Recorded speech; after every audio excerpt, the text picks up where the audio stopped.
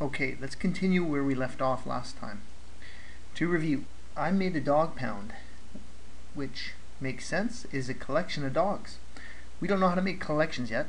We'll do that in the next few lessons. So I just made individual dog objects. This is the alternative and much better way to think and design our software systems. Just like the real world, it is actually all made out of about 100 types of elements. But you don't describe or think of things in terms of atoms. Not very often. And we're not going to do that anymore in our software. We're not going to think only in terms of strings, booleans, ints, chars. We want to build up reusable, useful components. For example, now I can talk about dogs. And my dog pound has a dog.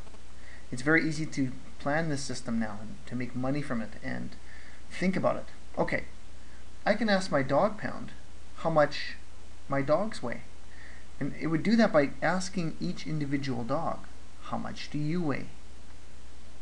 So I'm going to finish a very useful operation, is copy paste here, add dog 3, my new dog, whatever, I'll call it my dog as well. Dog 3 equals this dog, which has nothing at all to do with this one. Now I'm going to fill in these 3 dogs, and then I'm going to say something like this: public double get total weight kilograms all dogs, something like that.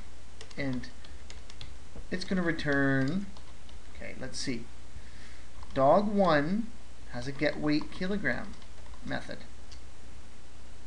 If I go to dog class, there it is. So it'll say something like 5.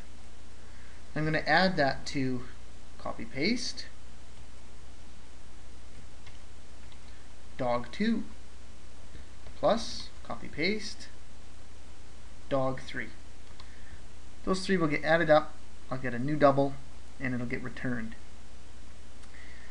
The point here is any class, such as the dog pound class, can use the methods of its member classes. So dog pound can ask individual dogs, what's your name, what's your weight? What's your name? What's your weight? This is the dog class. Since the dog's methods are public, they are available to other classes besides the dog class. I'm in the dog pound class right now. I could also get the name of each individual dog. For example, I could say, what's the first name alphabetically of my 3 dogs? Stuff like this. Okay, let's compile this and let's figure out how much all dogs weigh. Dog pound. Well, I could start with the SPCA again.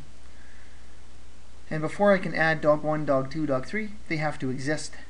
If you look down here, you can see the parameters must be dogs. So I'm going to go ahead and make 3 different dogs. Benji weighs 5 kilograms. I could say 5.0, no difference. Scooby-Doo weighs 10 kilograms. Snoopy weighs 15 kilograms. 5 plus 10 plus 15, I should get a total weight of 30 kilograms after I add my dogs to the pound. Add dog 1, add dog 2, add dog 3. I'll inspect it. Dog 1 weighs 5, dog 2 weighs 10, dog 3 weighs 15. The dog pound can ask each of those 3 objects, what's your weight? And it says 30.0 kilograms. That's what I expected. It's very readable. I can see it's kilograms. I'm not going to confuse it with pounds. It cost myself $150 million. This is called composition. The dog pound is composed of dogs and has access to all of the dog methods that are public.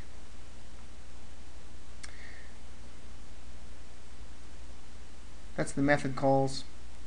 We already know, or many of us know, we can call our own methods as well. I go back to the dog pound and I can do stuff like public string get name. You can see because it's declared in the dog pound class, this would mean the dog pound's name. Return name, this thing, for example SPCA. And then later on I can system out print line, system out print line, the dogs in the SPCA or whatever weigh this much. And I'll put the units in there, kilograms again, so there's no confusion. And this time I'll do things a bit differently. I'll create a double total weight kilogram of all dogs, something nice and clear. I'll manually add up the sum of all their weights, and this is not a very common thing to do in the real world, but for our testing I'll print out. This should say something like the dogs in the SPCA weigh this much kilograms, and I'll print it out here. That should say 30 because I'll use the same 3 dogs I did before. Oh, and instead of saying name, the whole point of this, was to use my own method. Get name. That's how I can find out my own name if I want.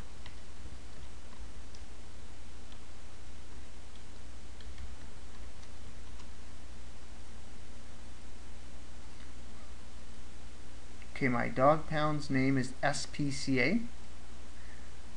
My first dog is Benji, who weighs 5 kilograms.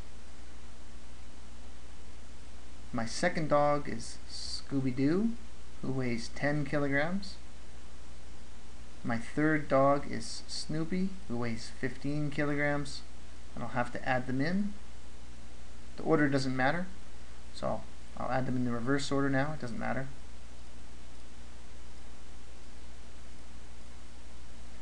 Then I'll ask get total weight. The 30 is returned and displayed. The dogs in the SPCA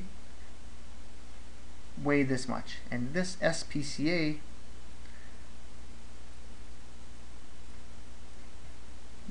I retrieved in the dog pound class by calling my own method, get name.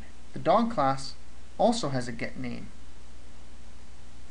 method, but if I wanted to use a dog's get name method, I'd have to do something like dog1 dot get name. For example, would be Benji or Scooby-Doo.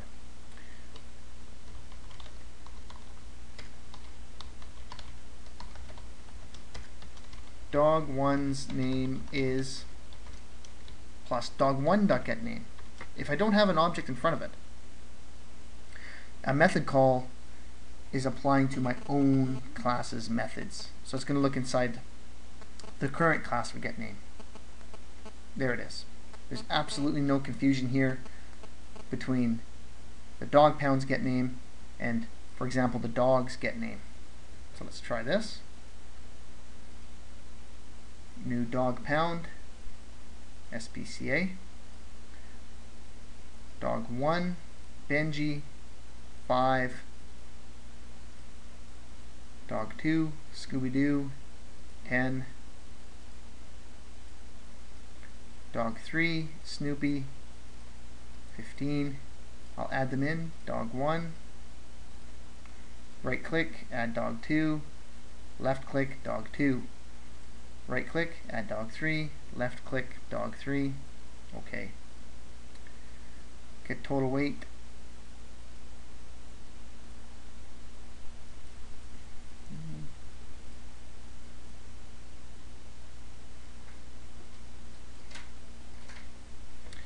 And here it says dog1's name is Benji.